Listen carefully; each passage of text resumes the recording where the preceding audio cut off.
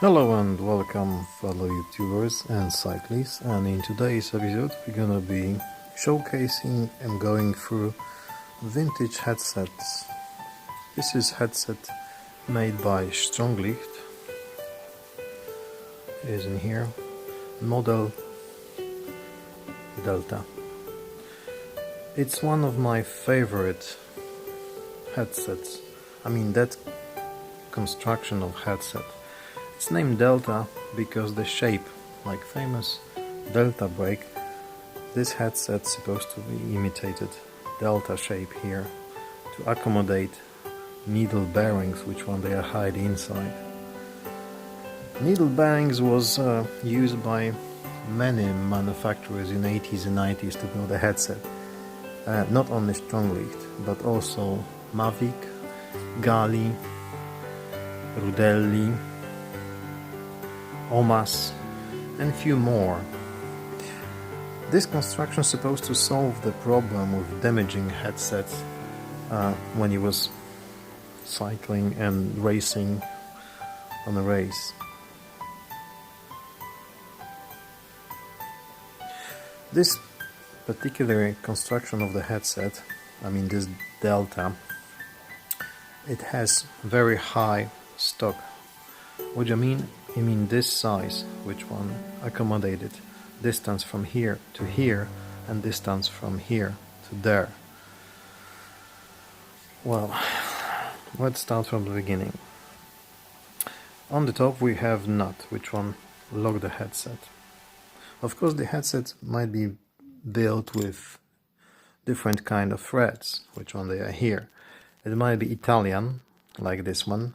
It might be English, or might be French.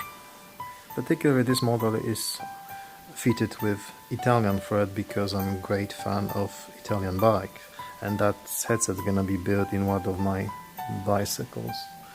Another is a washer, aluminium washer with spacing here to reduce the weight. And top part, as you can see, is Italian thread. How needle bearing headsets are built.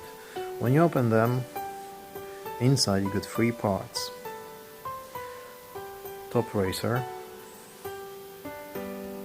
which one is here. That one allowed you to move the bearing inside without building all sets from the steel. That one is aluminium. This one is steel, so that one will reduce the weight. And that's how they looks like needle bearings.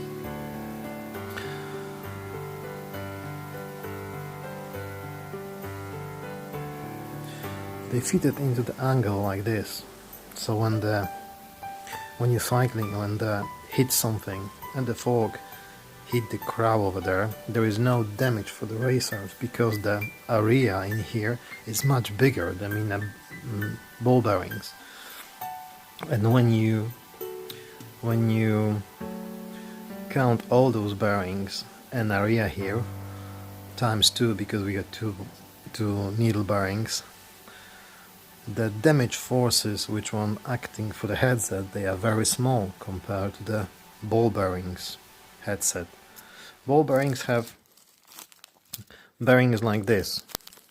They're using Shimano and other headsets, so the bearing is very small, and when the force hit the bearing and that one affecting on the race, the damage for the headset is going to be much greater than most this example.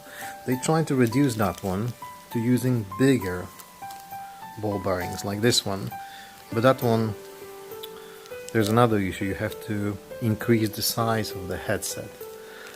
In the end, that's what they managed to do. They just constructed bigger headset. They went from 1 inch like here to oversized and super oversized, which one is completely out of the reach. So that was the issue in the 80s and 90s. All those Shimano headsets, they use small ball bearings and they was damaged very easily. But as a result, it was much smaller than this particular example.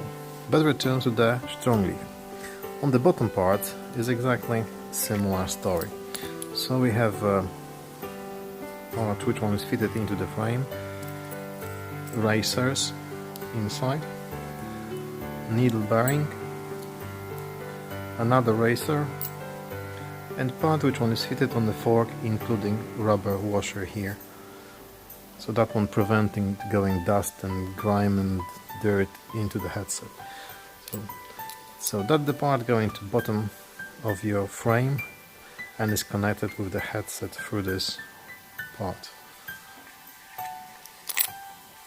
And that one is top part, which one going to the top of the part of your frame, and is screw in here on the threaded fork, 1 inch.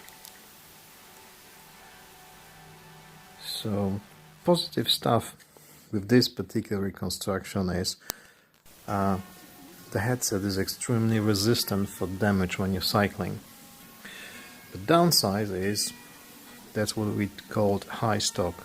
So which one is size from here to there plus from here to there, and particularly strongly the top part is 36.6mm tall. When we added 40mm here, the stock high altogether is 50mm.6, which one is pretty big.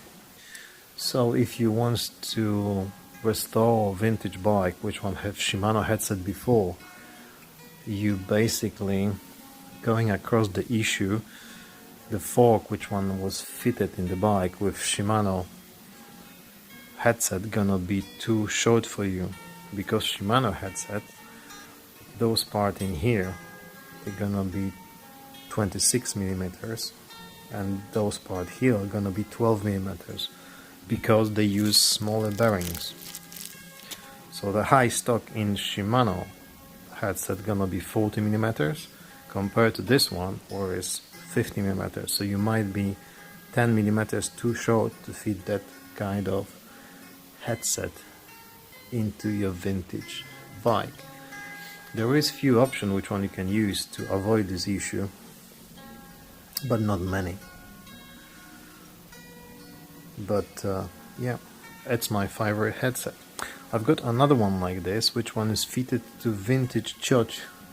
You can find this church on my channel somewhere in the archive, and the church have exactly the same headset, Delta Stronglight, but in black version, extremely rare, very difficult to get it. But this one is silver. It's much easier to find it, but it's still lovely.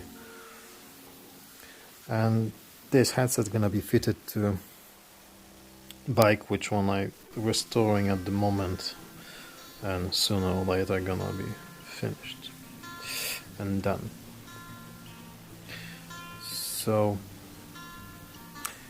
in my opinion, this Stronglight Delta was pinnacle of that technology, using needle bearings for 1 inch headset, because they was basically problem free and they was working a long time. I have few of them, not only strongly but Mavic and Gali and Rudelli on other bikes, and all of them they are needle bearings.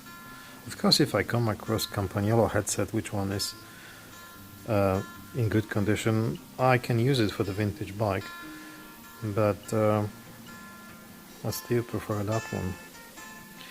Anyway, thank you for spending time with me. I hope those videos they helps you and interest you. Please like, subscribe and share that one. Help grow the channel. This is independent channel. I'm not sponsored by anybody.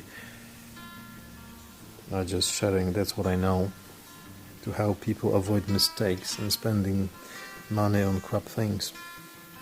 Thank you very much. Happy cycling, and see you in next episode. Goodbye.